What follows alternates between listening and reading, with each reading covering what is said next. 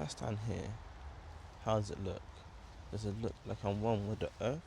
Does it look like I'm blessed from the sky?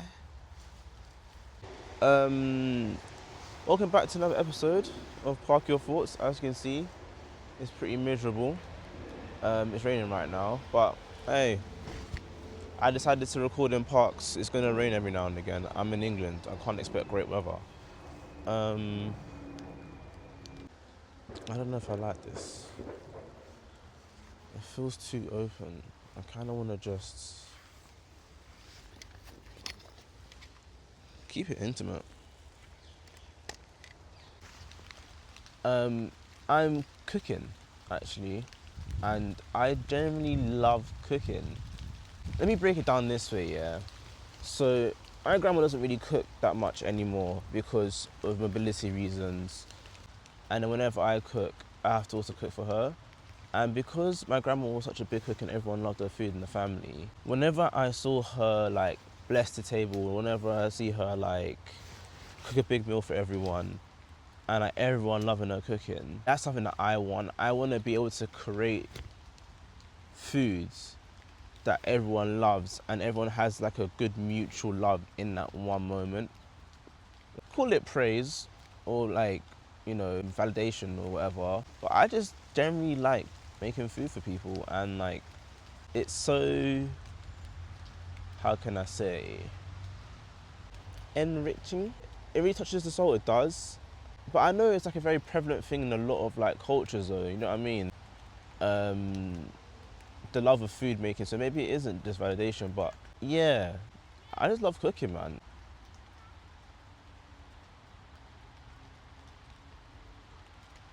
Um, I am currently actually making oxtail and some red bream, but I'm trying out some new things, so I wonder how it will go really. Uh, yeah, we'll see. I'm not gonna overthink it at this moment in time. I just kind of just gotta trust your intuition on these things. How they say that ancestor guides your hand whenever you're seasoning. Yeah, that's how I've kind of adopted cooking now. I just gotta do it, try it, and then adjust for next time. It's always the easiest way to do it. And that's how you know like your connection with the motherland, the culture, the ancestors. It strengthens when you just let you just nasa man, you just dash a little bit of that. Like, oh, how much is that, granddad? Nah man, you just add that, man. No measurement. I know what the accent that was. If you guys can tell, then let me know. Also, learning your cultural foods must be like hand in hand like a blessing, do you know what I mean? Seeing what your forefathers made before you and foremothers. Don't know if that's a correct term for that, but you know what I mean. Just seeing how like the people before you made food and where it came from, and understanding, just that understanding of like, at one point this might have been survival food. And we're treating it like a little, na na na. Like, I made my curry mutton today. And before they were like, yeah, we made curry mutton. Do you know what I mean? Like, we had to like think of a way to preserve this food. I don't know, it's so interesting. Also, I just love the communal aspect of food. Bringing people together, enjoying, like it was an event. Going to grandma's house for food was an event. Like, cousin so-and-so is gonna be there. Or aunt thing's gonna be there.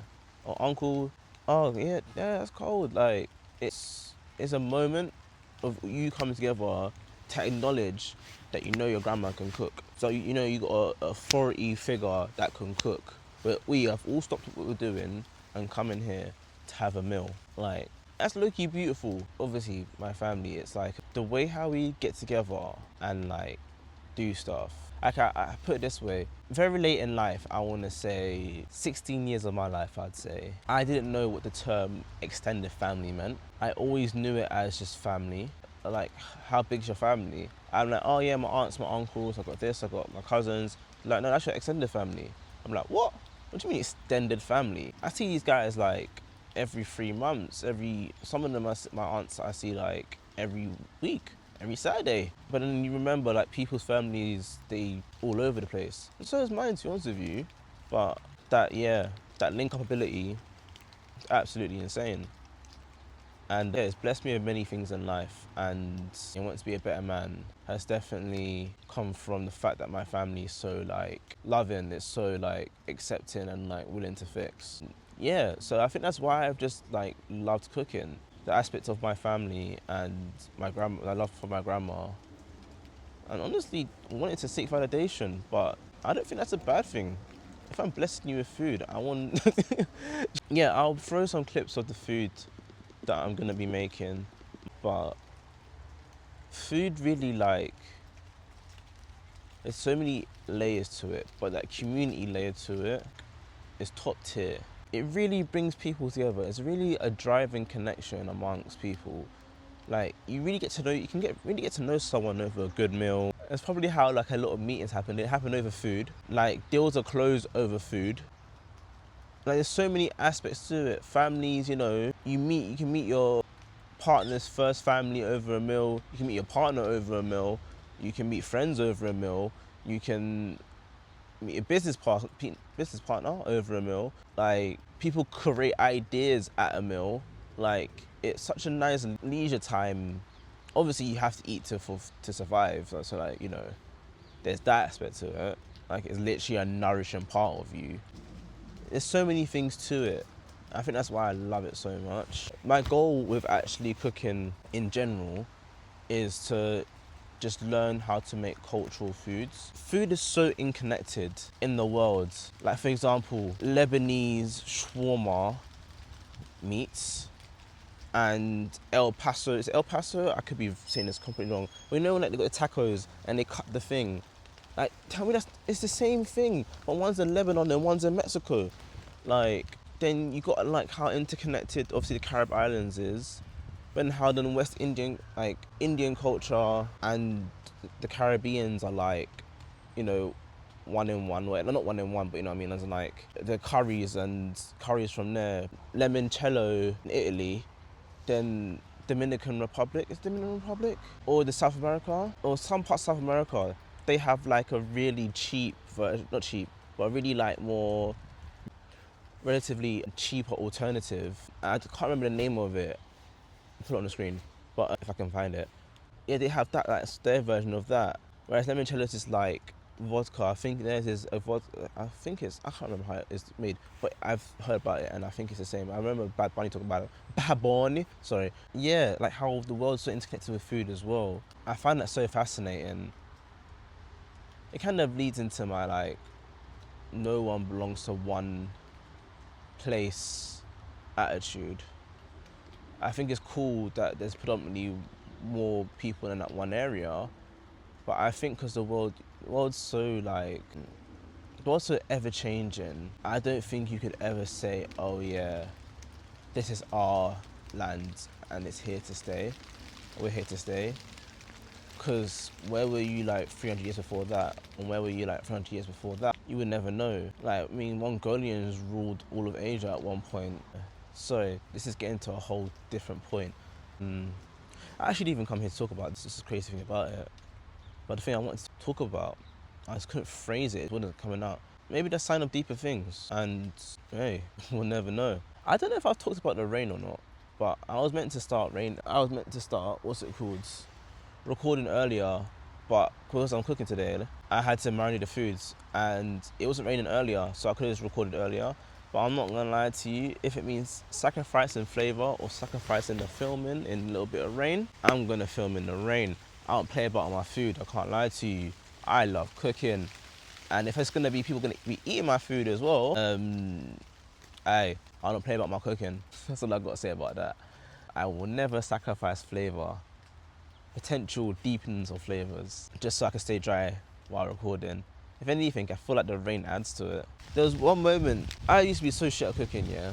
I can't lie to you, it was a lot of trial and failing and just throwing away a lot of uneaten food that my mum doesn't know about. But there was a moment where I just said, I'm trying way too many things. Let me just stick to the cultural foods. I think it was curry chicken. That was the first one I made a mistake. It was very bad. And I tried to make it again. And then I think I made it a third time and I gave it to my grandma.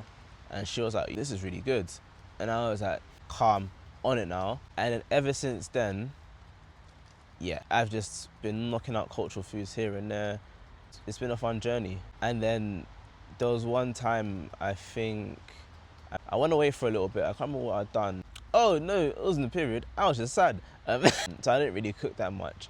And I started getting back into cooking again. I made this curry chicken, but I made enough for my grandma and my uncle that was around the house to help. And they both ate it and they both were like, this is wicked. They gassed it up. That really made me happy. And ever since then, yeah, I've just been knocking out food like it's nothing. I love cooking, man. I really do. Yeah, I really can't stress how much I do love cooking. It means a lot to me, and it's like giving me the tools to express love on like a multitude of levels. I feel like I didn't look at the camera a lot today as well, and I apologize. But yeah, I'm still not comfortable yet, unfortunately.